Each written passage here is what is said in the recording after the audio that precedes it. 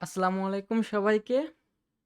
তো গত পর্বে আমরা কিন্তু ডাব্লিউপি ফর্মের যতগুলো উইজেট ছিল সেই সম্পর্কে কিন্তু একটা বিস্তারিত আলোচনা করেছিলাম এবং সময়ের বা ডিউরেশনটা অনেক বেশি বেড়ে যাওয়ার কারণে আমরা কিন্তু লাস্ট ক্লাসটাকে সেখানে স্কিপ করেছিলাম এবং আমি আবার নতুন করে সেইখান থেকেই কিন্তু শুরু করতেছি। ওকে, তো এখন আসি আমাদের একটা জিনিস বাদ ছিল, সেটা হচ্ছে এখান থেকে লাইন ব্রেক এবং কন্ডিশন। ওকে, তো আমরা এখান থেকে আগে লাইন ব্রেক অথবা কন্ডিশন জিনিসটাকে দেখে আসি যে আসলে কন্ডিশন জিনিসটা কি। সাপোজ ধরেন আমি কোনটা দিয়ে বুঝাবো। ওকে, সাপোজ কোনো একটা মানুষ, আমি যদি এখানে এরকম বলি যে কোনো একটা মানুষ সে যদি আমি আগে আরেকটা কাজ করি, সেটা হচ্ছে এটা হচ্ছে আমাদের এটা হচ্ছে আমাদের ফর্ম। এখন কন্ডিশনাল লজিকটা কীরকম হয় আমি আপনাকে বলি। তো কোনো একটা মানুষ তার নাম এবং লাস্ট নেম না দেওয়া পর্যন্ত সে ইমেইল ফিল্ড এবং ফোন নাম্বারের ফিল্ড দেখতে পারবে না। সো বাই ডিফল্ট এইটা হাইড করা থাকবে।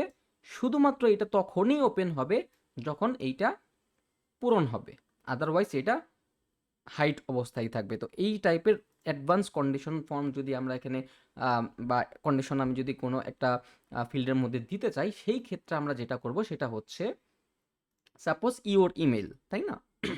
আমরা এখানকার স্মার্ট লজিকে আসলাম। এখানে এনাবল কন্ডিশন লজিক, এখানে দেখেন শোর অপশন রয়েছে, হাইডের অপশন রয়েছে। তো আমি শো দিলাম, শো, তারপরে এখানে আমাদের কি অপশন রয়েছে, your country, your car, message service. তার মানে হচ্ছে আমরা মাই মানে নেইমের জন্য আমরা কন্ডিশনটা দিতে পারবো না, আমরা বাকিগুলোর জন্য কন্ডিশনগুলো দিতে পারবো। তাহলে আমরা এখান থেকে না দেখলাম জিনিসটা, আমি আপনাকে অন্য জায়গা থেকে বুঝাই। এটাকে আমি অফ করে রাখলাম। সাপোজ ধরেন এই যে ইওর কারে সিলেক্ট না করা পর্যন্ত সে মেসেজ সার্ভিস, ড্রপডাউন আইটেম এগুলোকে দেখতে পারবে না। এখন আমরা কিন্তু এই যে মেসেজ সার্ভিস এবং ড্রপ ডাউন আইটেম দেখতে পারতেছি।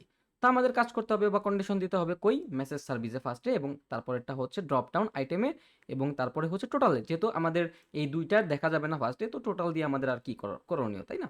তো আমি এখানে স্মার্ট লজিকে গেলাম, কন্ডিশনাল লজিক, শো হবে if your car, I mean এটা হচ্ছে ইওর কার ইজ বিএমডাব্লিউ।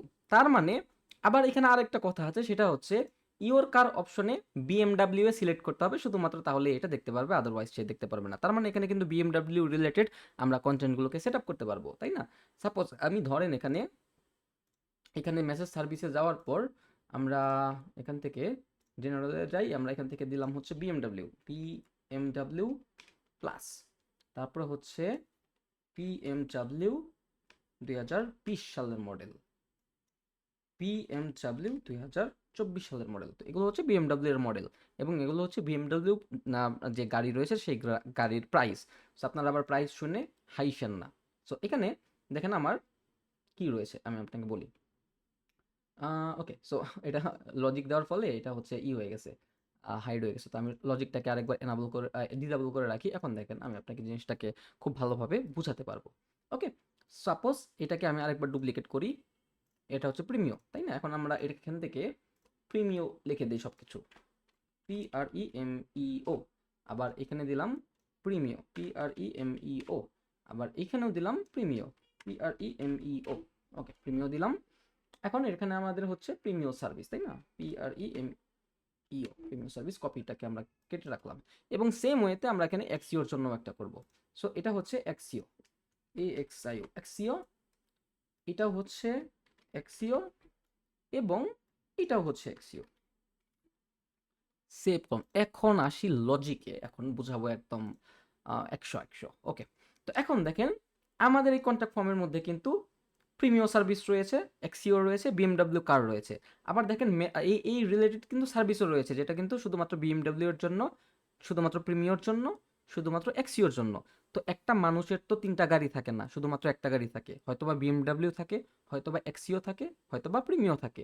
এখন যার বিএমডাব্লিউ আছে তার কি এই দুটা লাগবে, এই যে প্রিমিয়র সার্ভিস এগুলো লাগবে? অবভিয়াসলি লাগবে না। অথবা যার এক্সিও আছে তার কি বিএমডাব্লিউ অথবা প্রিমিও লাগবে? লাগবে না, তার তো লাগবে হলে এক্সিও।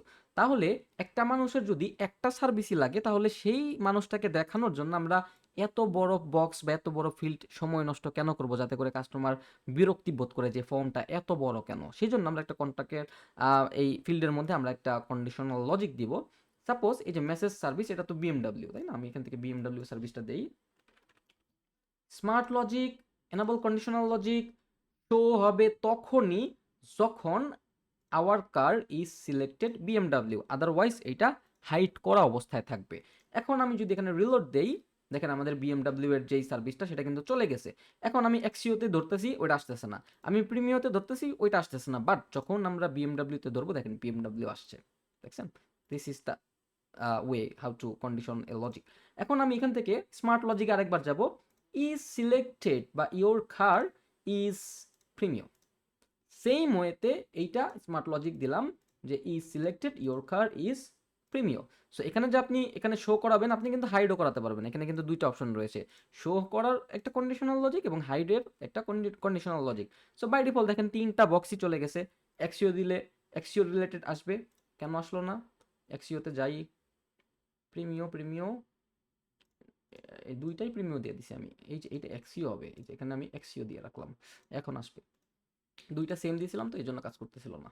ওকে, এখন দেখেন এক্সিও দিলাম, এক্সিও আসলো, প্রিমিও দিলাম, প্রিমিও আসলো, বিএমডাব্লিউ দিলাম, বিএমডাব্লিউ আসলো। তাহলে কিন্তু ক্লায়েন্টের একটা সুন্দর একটা ইউজার এক্সপিরিয়েন্স পাচ্ছে যে আমি যেইটা চাচ্ছি শুধুমাত্র সেইটাই পাচ্ছি। দেখছেন কত জোস। অথবা এই যে ড্রপ ডাউন আইটেম রয়েছে, এখানে আমি যাই, এটাকে আগে এখান থেকে লার্জ করলাম, স্মার্ট লজিক। ওকে, সো এটা হাইড হয়ে যাবে। এটা কিন্তু বাই ডিফল্ট অন অবস্থায় আছে। তো এটা হাইড হয়ে যাবে if your country is Bangladesh. এখন আমি সেভ করলাম, সেভ করার পর আমি এখানে একটা রিলোড দিলাম। তো এটার কন্ডিশন তো আমরা বুঝলাম, এটা কিন্তু বাই ডিফল্ট শো হচ্ছে, মানে শো করা অবস্থায় আছে। তো এটার মধ্যে কি কন্ডিশন দিই? হাইড হয়ে যাবে। তো এটার মধ্যে হাইড কন্ডিশন দেওয়া আছে। কখন হাইড হয়ে যাবে? যখন আমার কান্ট্রি আমি সিলেক্ট করব বাংলাদেশ। দেখেন হাইড হয়ে গেছে। দেখছেন কত জোস একটা ফিচার।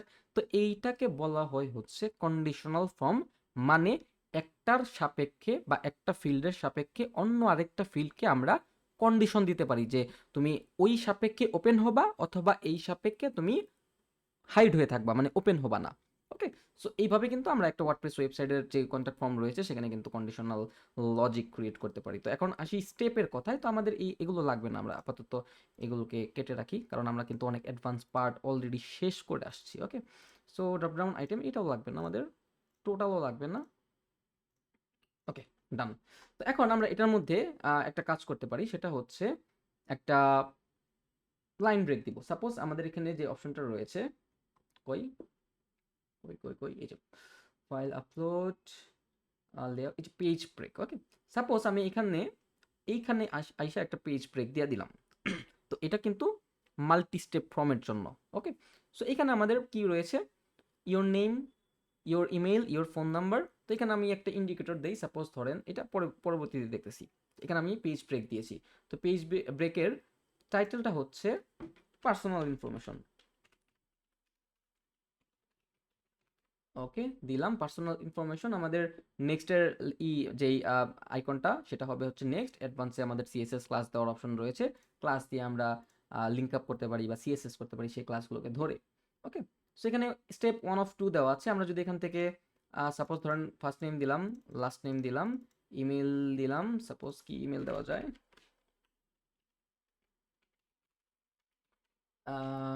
ইওর ফোন নাম্বার, এগুলো আমাদের ভালোভাবে দিতে হবে। দেখছেন আমরা আবুল তাবুল দিলে এটা হচ্ছে না। 9831, এখানে কিন্তু বাংলাদেশের নাম্বারই দিতে হবে, নাহলে কিন্তু কাজ হবে না। So gmail.com। ওকে, দেখি এখন কিন্তু হয়েছে। এখন দেখেন আমি যখন ক্লিক করলাম তখন কিন্তু আমার পরবর্তী অপশনগুলো আমাদের সামনে শো করতেছে, যে পার্সোনাল ইনফরমেশন। ওকে, আবার আমরা যদি এখান থেকে ব্যাকে যাই, ব্যাকে যাওয়ার আবার কোনো অপশন নাই। তো এখান থেকে আমরা আরেকটা পেজ ব্রেক করতে পারি। সাপোজ এখান থেকে এই যে অ্যাড্রেসের মধ্যে একটা পেজ ব্রেক করতে পারি, অথবা আমরা তো পার্সোনাল দিলাম, এখানে আমরা এখান থেকে এটা টেনে কি এখানে দিতে পারবো? না, এখানে না, আমরা এখান থেকে দিতে পারবো, এখানেই থাকবে। অথবা এটাকে আমরা আবার প্রথম থেকে দেখি যে কিভাবে আমরা এটাকে করতে পারি। ইওর ইমেল নেম রয়েছে, ইমেল রয়েছে, নাম্বার রয়েছে, ডেট অ্যান্ড টাইমের উপরে থাকবে হচ্ছে আমাদের page break, date and time থাকবে, ইওর কান্ট্রি থাকবে, ইওর কান্ট্রিটা উপরে থাকুক, ডেট অ্যান্ড টাইম, ইওর অ্যাড্রেসের পরে আমরা আরেকটা ব্রেক দিব। সাপোজ আমাদের এখানে কই ব্রেক, এই যে পেজ ব্রেকটাকে নিয়ে এখানে আনবো। ওকে, সো এইটা হচ্ছে আমাদের পার্সোনাল না, এটাকে আমরা বলতে পারি হচ্ছে লোকেশন ইনফরমেশন। লোকেশন ইনফরমেশন, এবং এখানে আমরা দিতে পারি হচ্ছে পেজ টাইটেল, সেটা হচ্ছে পার্সোনাল ইনফরমেশন। ওকে, পার্সোনাল ইনফরমেশন। তারপর হচ্ছে এটা হচ্ছে লোকেশন ইনফরমেশন, এবং এটা হচ্ছে আমাদের প্রফেশনাল দিয়ে দিই, ওয়ার্ক ইনফরমেশন। ওকে, ওয়ার্ক ইনফরমেশন, এটাকে আমরা এখানে দিয়ে রাখলাম, গাড়ি দিয়ে রাখলাম। এখান থেকে আমরা আর কি দিয়ে রাখতে পারি, সাপোজ ধরেন ওয়ার্ক ইনফরমেশনের মধ্যে আমরা আর কি মাল্টিপল চয়েস দিয়ে রাখতে পারি। ওকে, দিয়ে রাখলাম। এই তো দেখি এখন এটা কিভাবে কাজ করে। আমি যদি এখন রিলোড দেই, ওকে, তো বাই ডিফল্ট আমার পার্সোনাল ইনফরমেশন স্টেপ 1 থেকে স্টেপ 4 পর্যন্ত কাজ করতেছে। তো এখান থেকে আমি আমার নাম দিলাম, এখান থেকে আমি আমার সেকেন্ড নেম দিলাম, এখান থেকে আমি আমার ইমেল দিলাম, এখান থেকে আমার নাম্বার দিতে হবে। ওকে, এখানে নেক্সট অপশন রয়েছে, আমরা নেক্সট অপশনটাতে ক্লিক করলাম। দেখেন এটা কিন্তু আমাদের লোকেশন ইনফরমেশন। এখানে আমাদের কান্ট্রি দিতে হবে, এখান থেকে আমাদের ডেট অ্যান্ড টাইম দিতে হবে, টাইম দিলাম, তারপর অ্যাড্রেস দিলাম, সাপোজ হচ্ছে ঢাকা, তারপর হচ্ছে অ্যাড্রেস লাইন 1 ঢাকা, স্টেট এটাও দিলাম হচ্ছে ঢাকা, কান্ট্রি হচ্ছে বাংলাদেশ, সিটি হচ্ছে ঢাকা, জাস্ট দিলাম। এরপর আমাদের আবার নেক্সট এর অপশন রয়েছে, আমরা কিন্তু এখান থেকে যে 3 নম্বরে হচ্ছে ওয়ার্ক ইনফরমেশন, এখান থেকে কিন্তু আমরা এইটা সিলেক্ট করে কিন্তু আমরা সাবমিট করতে পারবো। এখন কাজ হচ্ছে এখানে জাস্ট একটু কাস্টমাইজটা করলেই হবে, দ্যাটস ইট। এখানে আমরা সাবমিট করলে আমরা সাবমিট অপশনটা পেয়ে যাব। তো এটা হচ্ছে আমরা একটা মাল্টি স্টেপ ফর্ম ক্রিয়েট করার অপশন, যে কিভাবে আমরা মাল্টি স্টেপ ফর্মটাকে ক্রিয়েট করতে পারি, শেষ। তো এখন জাস্ট আমরা বেসিক ফান্ডামেন্টাল বুঝবো যে কিভাবে কন্ট্যাক্ট ফর্মকে কাস্টমাইজ করতে হয়, অথবা এখানে মেইলিং ইস্যুগুলোকে কিভাবে আমরা সলভ করতে পারবো। তো সেই জন্য আমরা পেজ ব্রেকগুলোকে কেটে দেই।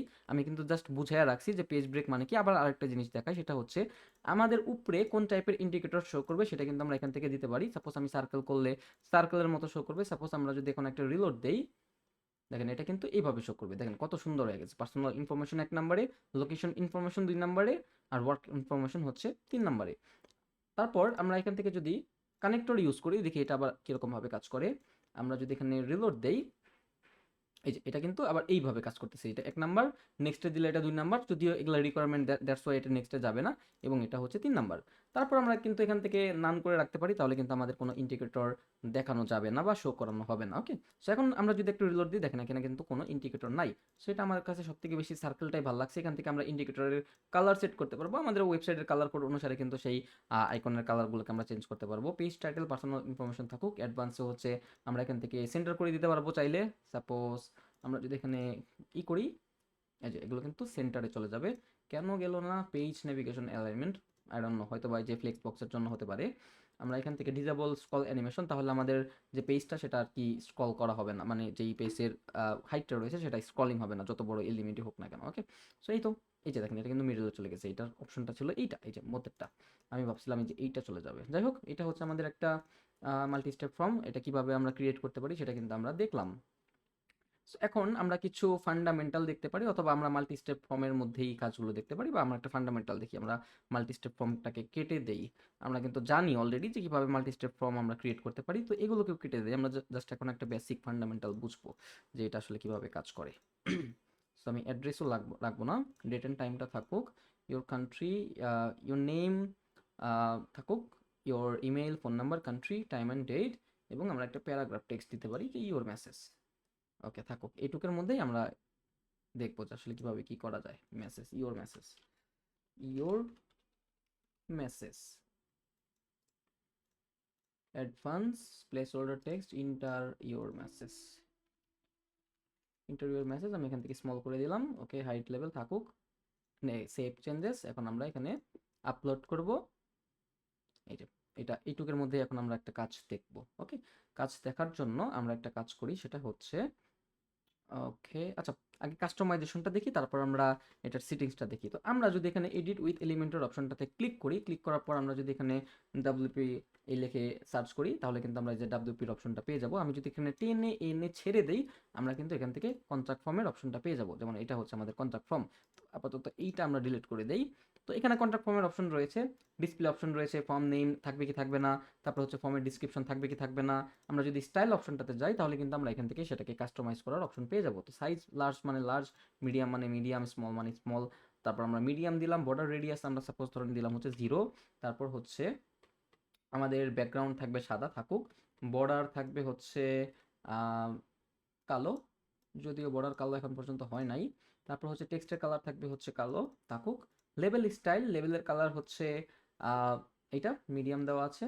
তারপর বড় বাটম স্টাইল মিডিয়াম অ্যাডভান্স। তো মোরাল অফ দ্য স্টোরি হচ্ছে যেখান থেকে আমরা কাস্টমাইজ করতে পারবো, বাট আমরা প্রপার ওয়েতে কাস্টমাইজ কিন্তু করতে পারতেছি না, কারণ এখানে আমাদের এই যে বর্ডারের কালার দেওয়ার চেঞ্জ নাই, বা আমাদের যে ফিল্ড রয়েছে সেটার তেমন কোনো কন্ট্রোল নাই। তো এটার জন্য আমরা আরেকটা সলিউশন করতে পারি, সেটা হচ্ছে আমরা একটা অ্যাডন নিয়ে আসতে পারি, যে অ্যাডনের মধ্যে আর কি এই সমস্ত কাজগুলো আমরা করতে পারবো। সাপোজ আমি প্লাগইন অপশনটাতে যাব, যাওয়ার পর দেখি কোন অ্যাডনটা নিয়ে আসা যায়। আমি অ্যাড নিউ প্লাগইন অপশনটাতে যাব, দেখি আমি এখান থেকে কোনটা করা যায়। এলিমেন্টস কিটের মধ্যে কি আছে নাকি জানি না, আমি আলটিমেট এসেনশিয়ালের মধ্যে থাকতে পারি, ESSEN এসেনশিয়াল অ্যাডন, এই অপশনটাতে ক্লিক করি, দেখি এটা আসে নাকি। দেখি এটার মধ্যে ডাব্লিউপি ফর্ম আছে নাকি। আমরা এখানে যাব, যাওয়ার পরে কিন্তু দেখতে পারবো যে আসলে এটার মধ্যে কি কি আছে। যে দেখেন পোস্টক্রিপ্ট, টেক্সটোনমি, ফ্লিপ। আমরা যদি নিচের দিকে যাই, ডাব্লিউপি কই, ডাব্লিউপি ফর্ম কই, ডুপ্লিকেটর পোস্ট, এটা তো প্রিমিয়াম ভার্সনের জন্য। এখানে আমাদের ডাব্লিউপি ফর্ম না, টাইপ ফর্ম কই, WP form Ninja form, WP form, এই যে ডাব্লিউপি ফর্ম আছে।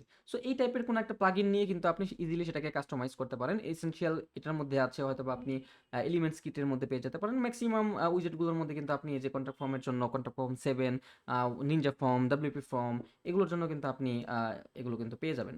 সো এগুলো কিন্তু কি আমরা কিন্তু সবাই জানি। সো এই ক্ষেত্রে কিন্তু আমাদের এখানে বাকিগুলোর কোনো দরকার নাই। এলিমেন্টস আমরা শুধুমাত্র নিব হচ্ছে, বাকিগুলোকে আপনি চাইলে অফ করে রাখতে পারেন যাতে লোডিংয়ের কোনো হ্যাম্পারনেস না হয়। ওকে, এভাবে অফ করে রাখতে পারেন। আমাদের লাগবে কি, আমাদের লাগবে হচ্ছে ডাব্লিউপি ফর্ম। এই যে এখান থেকে ডাব্লিউপি ফর্ম, এটাকে এনাবল করব, next next next, skip, finish. Okay, এখন আমরা আমাদের এখানে আসার পর আমাদের যে পেজ রয়েছে, পেজ একটা রিলোড করব। সবগুলোকে আমরা কেটে দেই আপাতত, কংগ্রাচুলেশন লাগবে না আমাদের। ড্যাশবোর্ডে ফেরত যাব, এখন আমরা দেখি এটাকে কোনোভাবে কাস্টমাইজ করা যায় কি না। ওকে, আমরা এখন ডাব্লিউপি ফর্ম লিখে সার্চ করবো। দেখেন এখন কিন্তু আরেকটা অপশন আসছে, যে এসেনশিয়াল অ্যাডন, এটাকে টেনে এনে এখানে ছেড়ে দেবো। ওকে, বাকিটাকে কেটে রাখি, জাস্ট এখানে ধরবো, select WP form, contact form.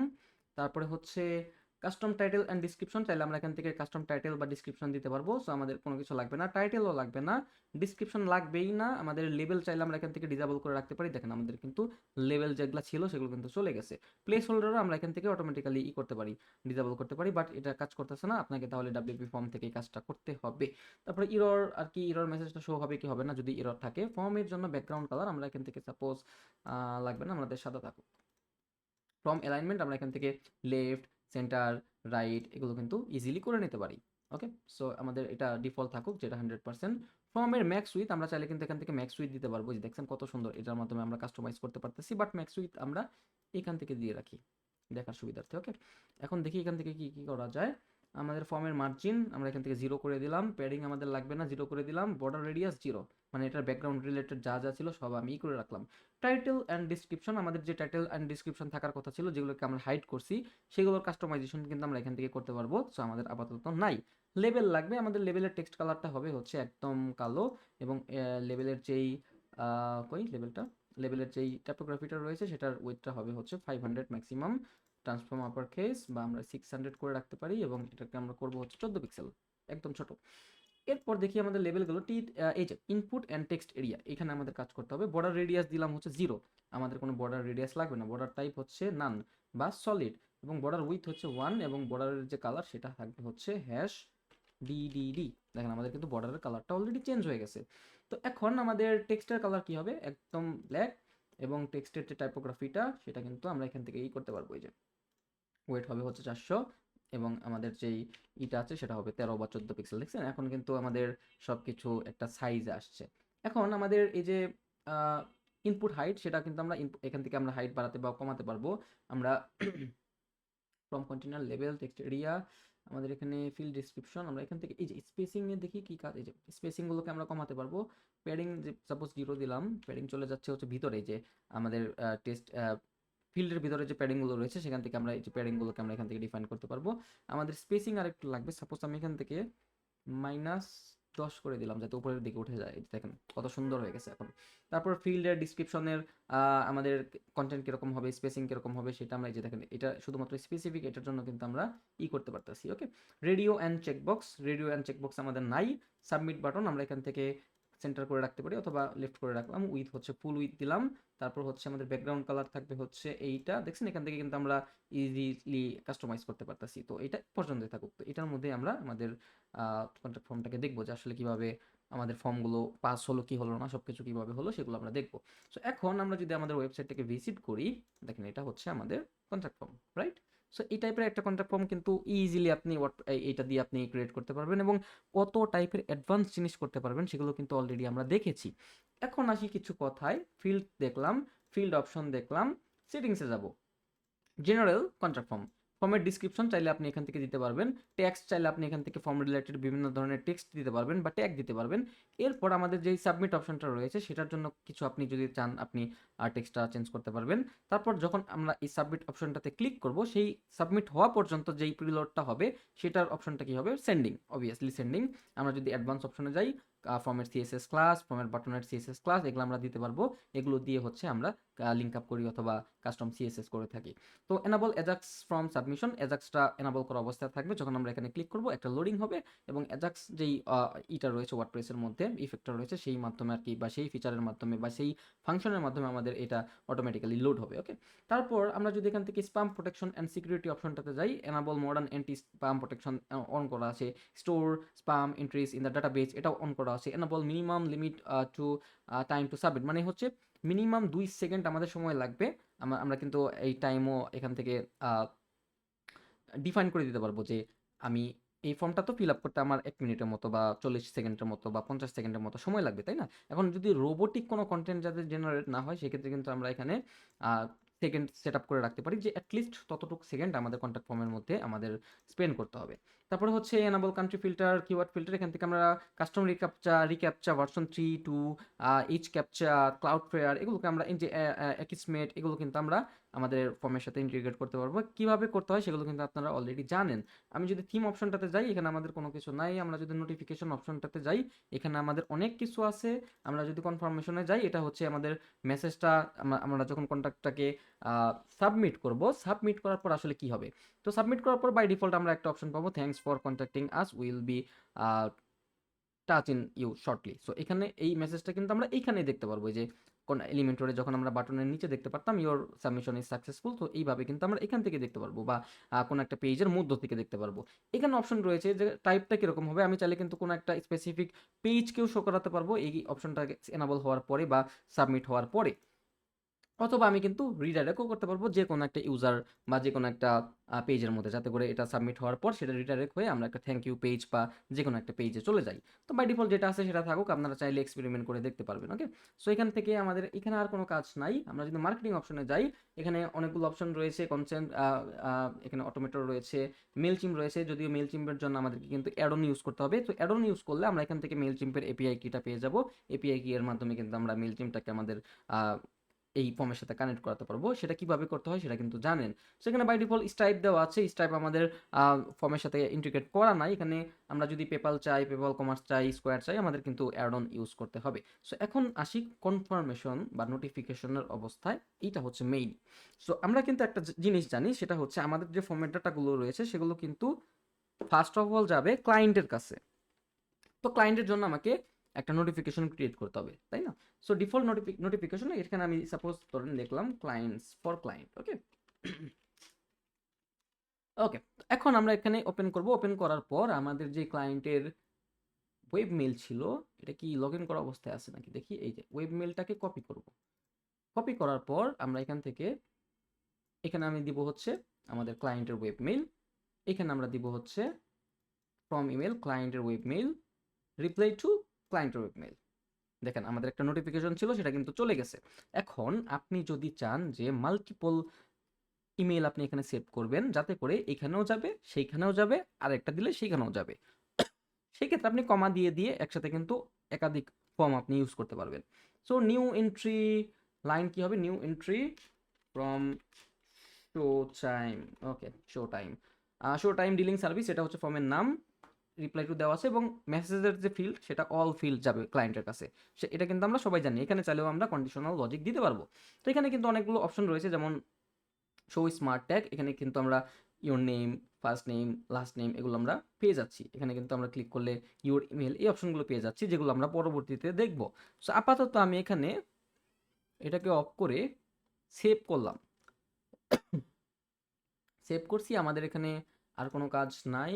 General field আমরা কিন্তু সেভ করেছি। এখন দেখি আমাদের ওয়েবসাইটের অবস্থা আসলে এটা কীরকম কাজ করতেছে। Your first name Kazi, your last name Tallat, your email হচ্ছে kaji@gmail.com, ফোন নাম্বার 01622987851। ওকে, কান্ট্রি হচ্ছে বাংলাদেশ, ডেট অ্যান্ড টাইম হচ্ছে 12, টাইম হচ্ছে 9। Hi, submit, sending. এই যে thanks for your contacting us, it will be touch in you shortly. এখন দেখি আমরা একটা রিলোড করে যে কিছু হয়েছে কি না। এই যে new entry from show time, click করলাম। এইটা হচ্ছে ইন্টারফেস। আমার নাম দেখা যাচ্ছে, ইওর ইমেল দেখা যাচ্ছে। ইমেল এটা এক্সিস্ট করে না, লাল দেখা যাচ্ছে, আমি জাস্ট একটা আবুল তাবুল দিয়েছি। তো দেখেন সব কিছু কিন্তু আমরা দেখতে পারতেছি, তাই না? এখন আসি অটো রেসপন্ডার কিভাবে সেট করব। তো আমরা তো দেখলাম যে কিভাবে ক্লায়েন্টের জন্য করতে পারি। এখন আমাদের আরেকটা নোটিফিকেশন লাগবে, সেটা হচ্ছে আমাদের জন্য। তো এখানে আমি অ্যাড নিউ নোটিফিকেশন যাব, সাপোজ আমি দিলাম হচ্ছে ফর ইউজার, মানে হচ্ছে আমাদের জন্য, যেটা হচ্ছে অ্যাজ এ ওয়েলকাম ইমেজ বা অটো রেসপন্ডার হিসাবে কাজ করবে। তো এটা হচ্ছে ফর ইউজার, এটা হচ্ছে ফর ক্লায়েন্ট। তো ক্লায়েন্টটা তো দেখলাম ইউজার, ওকে। তো এখানে আমরা সব কেটে দিই আবুল তাবুল, আমাদের কোনো কিছু দেখার দরকার নাই, এগুলোকে আমরা নতুনভাবে কাস্টমাইজ করবো, ওকে।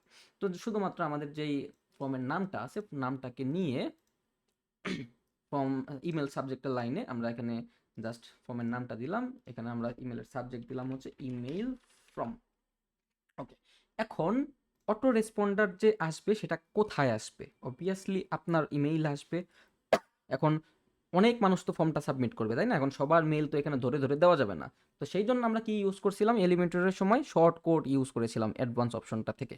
তো এখানে আমাদের শর্ট কোডটা আনতে হবে না, আমরা বাই ডিফল্ট এখান থেকে স্মার্ট ট্যাগ নামে একটা অপশন পেয়ে যাব। আমরা যদি এখানে অপশনটাতে ক্লিক করি, ইওর ইমেইল নামে যেই অপশনটা আমরা বা ইওর ইমেইল নামে যে ফিল্ডটা আমরা ইউজ করেছি এই কন্ট্যাক্ট ফর্মের মধ্যে, সেটার যে শর্ট কোডটা রয়েছে সেটা কিন্তু অটোমেটিক্যালি এখানে এসে যাবে। আমাকে গিয়ে কপি করে আনার কোনো দরকার নাই। এখানে আমাদের ফর্ম ইমেইল রয়েছে। সো এখানেও আমরা ফর্ম ইমেইলের মধ্যে আমরা কি করতে পারি, দেখি। Reply to notification can use only one, এখানে আমাদের দিতে হবে মেবি। আমাদের হচ্ছে যেই এইটা আমাদের দিতে হবে। এটা আমরা কপি করব, কপি করার পর এখান থেকে আর কি যাবে। তো এখানে আমরা কপি করলাম এবং রিপ্লাই টুতেও আমাদের এই দুইটা দিল। শুধুমাত্র আমরা কোথায় যাবে, সেন্ড টু ইমেল অ্যাড্রেস, মানে কোন অ্যাড্রেসটার মধ্যে অটো রেসপন্ডার বা ওয়েলকাম মেসেজটা আসবে সেইটা হচ্ছে আমরা ফিল্ড থেকে দেখায় দিব। এখন মেসেজটা কি হবে, আমি এখানে হাই দিলাম। এখন তো আমার আরেকটা শর্টকাট লাগবে, হয়তো বা আপনার মনে আছে যে আমাদের নেইমের জন্য। তো এখানে আমাদের শো ট্যাগ অপশনটাতে ক্লিক করলে আমরা এখান থেকে কিন্তু স্মার্ট ট্যাগের মাধ্যমে কিন্তু আমরা যে কোনো কিছু আমাদের কোনো কিছু নিতে পারবো। সাপোজ ধরেন আমি এখানে দিলাম ইওর নেম, হাই, আমার নাম শো করবে। তারপর হচ্ছে we have received your email, we will get back to you ASP, ওকে। তারপর আমরা এখান থেকে ফিল্ড আইডির পর নাম দিলাম। নামের পরে সাপোজ ধরেন আমি আরেকটা জিনিস দেখায় রাখি, your number, your email, date and time, okay. এখানে আমরা আরেকটাই বলে রাখি, এই যে এখানে your APPOIT appointment date is, আমরা এখান থেকে স্মার্ট ট্যাগ দিয়ে রাখি। সাপোজ আমরা দিব হচ্ছে এখান থেকে ইওর নাম্বার না, আমাদের লাগবে অন্য কিছু। এখান থেকে আমরা দিতে পারি হচ্ছে ডেট অ্যান্ড টাইম। এখানে আমাদের date and time, okay, date time ছিল, ওকে। তার মানে হচ্ছে আমার অটো রেসপন্ডারটা এরকম আসবে যে হাই নেম, তারপরে হচ্ছে we have received your email, we will get back to you as soon as possible, your appointment date is this. মানে হচ্ছে এই শর্টকাটটা যেটা আমরা ইউজ করেছিলাম, মানে যেই ফিল্ডটা আমরা ইউজ করেছিলাম। তো এখন সেভ করে টেস্ট করে দেখি আসলে কোনো কাজ হচ্ছে কি হচ্ছে না। তো এখন আমরা এখানে রিলোড করব। রিলোড করার পর আমাদের একটা অথেন্টিক ইমেল দিতে হবে। সাপোজ আমি দিলাম, লাস্ট টাইম দিলাম,